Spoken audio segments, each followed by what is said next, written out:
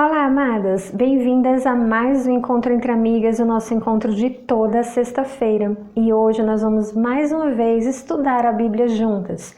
Eu quero observar com vocês mais de perto hoje o capítulo 5 do Evangelho de Marcos, do 21 ao 24 e do 35 ao 42, que conta o trecho da história de Jairo e sua filha. Nós vamos observar esse texto, destacando alguns pontos importantes, seguindo aquele conceito de mapa mental, onde nós vamos expandindo as informações que nós vamos encontrando, mas vocês sabem que, como sempre, eu gosto de começar lendo todo o texto e usando o nosso código de cores da Bíblia.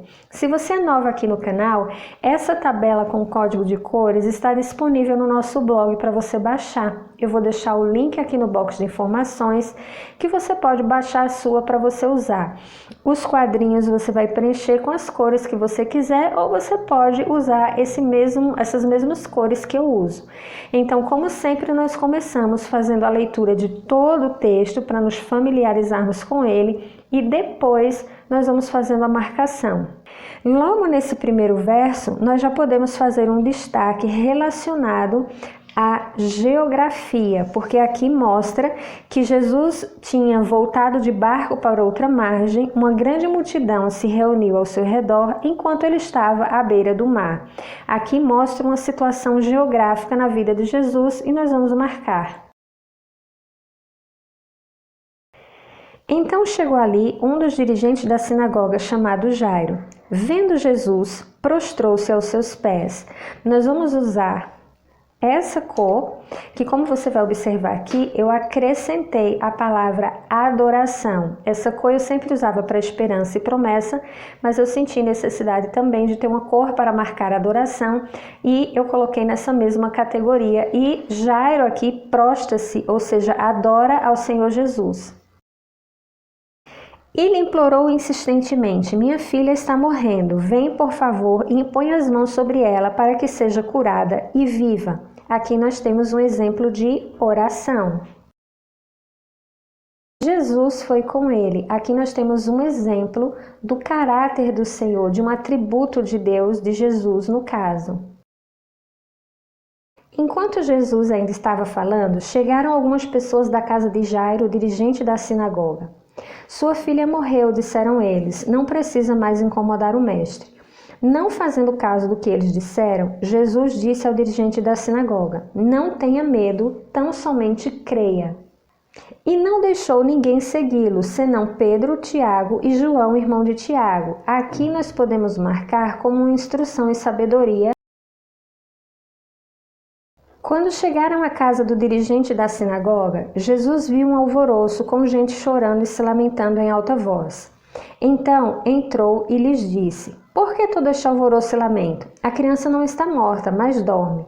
Mas todos começaram a rir de Jesus. Aqui nós podemos marcar como uma advertência, um alerta, como a gente não deve viver.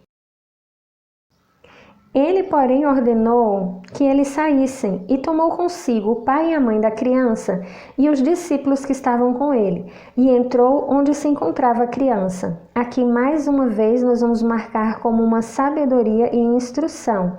Você vai entender tanto esse ponto quanto esse quando começarmos o estudo. Tomou-a pela mão e lhe disse: Talita cumi, que significa menina, eu lhe ordeno, levante-se. Imediatamente a menina, que tinha 12 anos de idade, levantou-se e começou a andar. Isso os deixou atônitos. Agora que nós fizemos as marcações, nós vamos começar a colocar as nossas anotações em relação ao texto. Agora nós vamos começar a colocar, a pontuar as situações do nosso texto e aquilo que o Senhor vai falando ao nosso coração. Lembra que o mapa mental nós vamos pegando palavras, expressões e tirando dali lições e aprendizados, significados de palavras. Então é isso que nós vamos fazer agora. Eu quero começar por essa parte aqui. Então chegou ali um dos dirigentes da sinagoga chamado Jairo.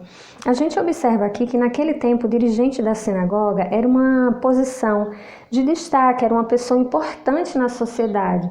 Mas nesse momento Jairo não se preocupou com a sua ocupação, nem com a opinião dos outros. Ele sabia que Jesus era mais importante. Então nós vamos destacar isso aqui no nosso estudo.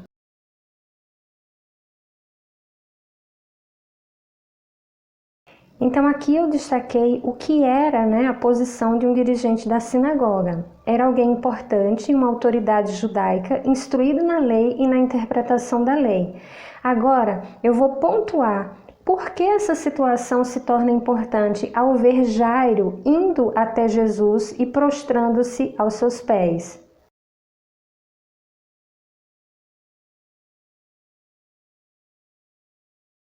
Então aqui nós vemos que Jairo não se preocupou com a opinião dos outros, nem com a posição que ele ocupava. Ele sabia que Jesus era mais importante.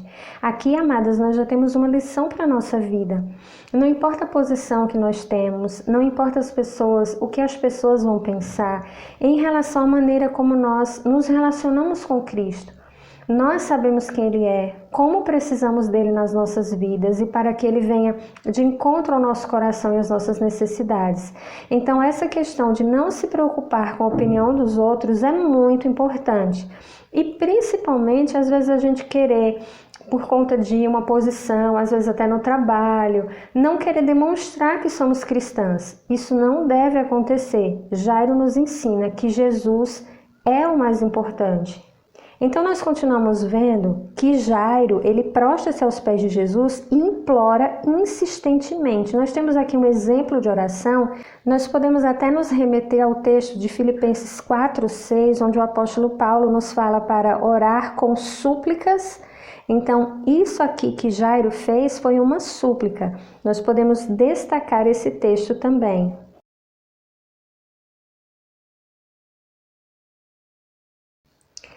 Então nós vemos aqui Filipenses 4:6 como uma referência de implorar insistentemente.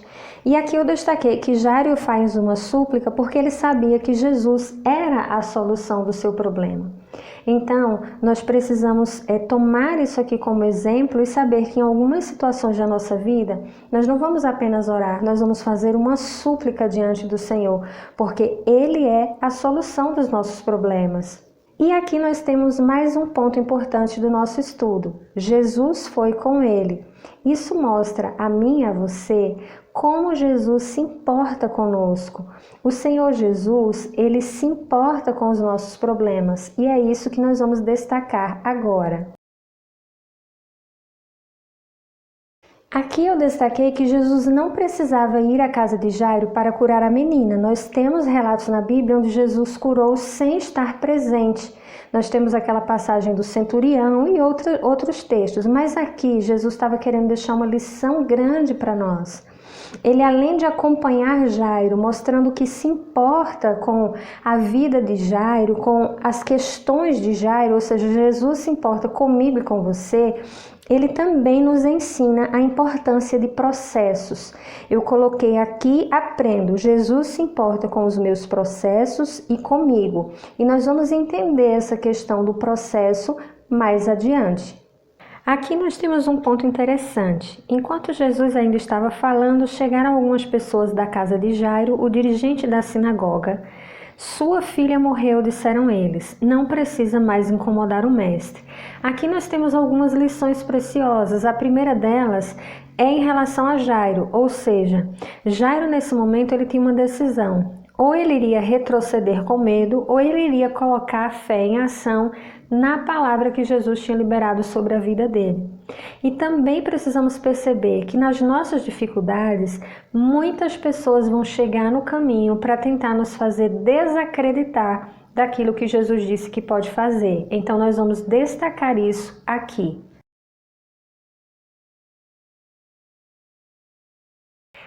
Agora que a gente fez o destaque sobre essa questão, onde as pessoas tentam desencorajar o coração de Jairo de crer em Jesus, nós vemos uma palavra que fez toda a diferença naquilo que Jairo estava vivendo.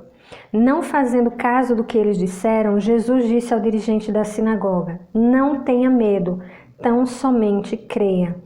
É nesse momento aqui que nós vemos uma palavra rema de Jesus liberada à vida de Jairo.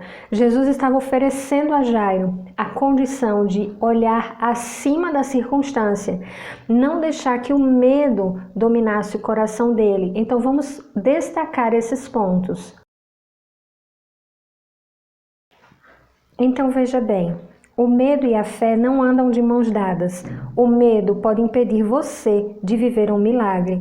Então, quando Jesus diz a Jairo, não tenha medo, Jesus está oferecendo a Jairo uma escolha. Você vai crer no que eu lhe falei ou você vai crer naquilo que os homens estão dizendo?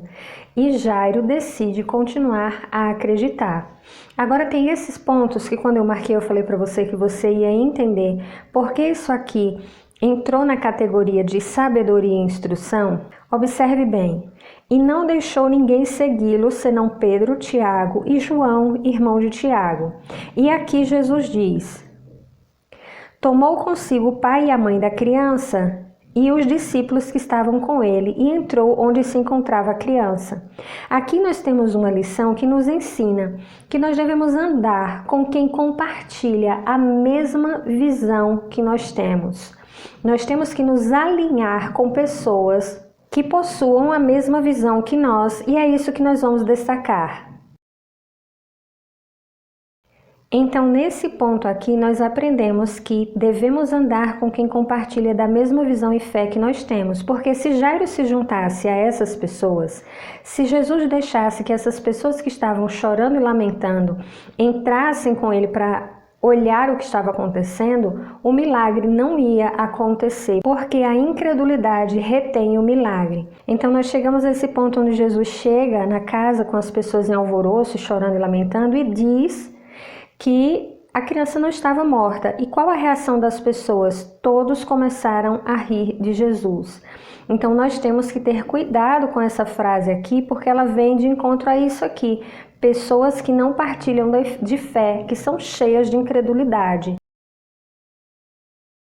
Então agora nós observamos o final da história, onde Jesus toma a menina pela mão, ordena Talita cumi, que significa menina, eu lhe ordeno levante, e imediatamente a menina que tinha 12 anos de idade levanta-se e começa a andar. Então aqui nós também temos lições que vão fechar esse estudo que nós fizemos da vida de Jairo. Nós precisamos compreender que seguir a Jesus com fé é a certeza que veremos o milagre acontecer.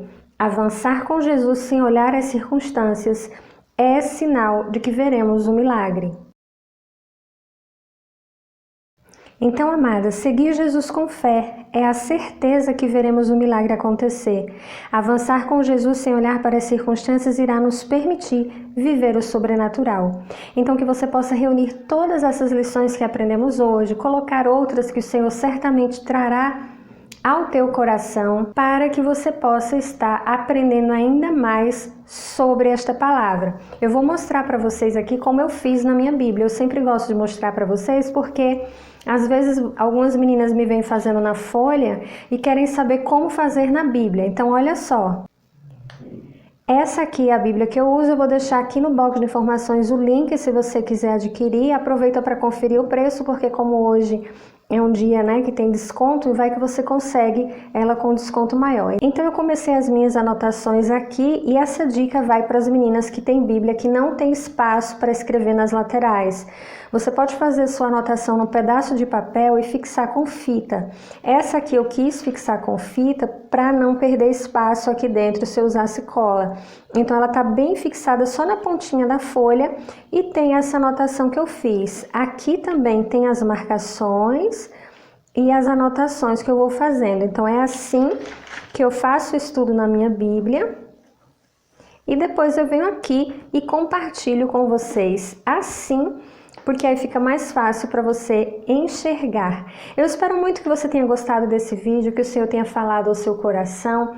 Quero trazer outros vídeos mais estruturados para cada vez mais aprendermos como estudar a Bíblia juntas. Se você gosta desse tipo de vídeo, não esquece de deixar nos comentários, porque isso me ajuda a saber que é um tema de vídeo que vocês gostam, para que eu possa sempre estar produzindo mais vídeos. Eu quero trazer para vocês estudos um pouquinho mais estruturados. Então fala para mim se você tem vontade de aprender ainda mais para a gente estudar a Bíblia juntas. Que a paz do Senhor esteja no seu coração. Fica com Deus e nos vemos no nosso próximo vídeo. Tchau!